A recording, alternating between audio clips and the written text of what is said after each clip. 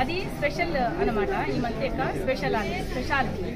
అయితే ఈ మంత్లో ఎవరైతే స్పిరిచువల్ యాక్టివిటీస్ చేస్తారో, ముఖ్యంగా హరికృష్ణ మహామంత్రము, దానికి డబుల్ ఫలితం ఇస్తాడు. కృష్ణుడు చాలా మెరిసిఫుల్గా ఉంటాడనమాట. ప్రసాద వితరణ ఇలాంటి కార్యక్రమాలు చేస్తామన్నమాట. అందుకోసమని ఆ పర్పస్తో పిల్లలకి ఈ యొక్క ఆధ్యాత్మిక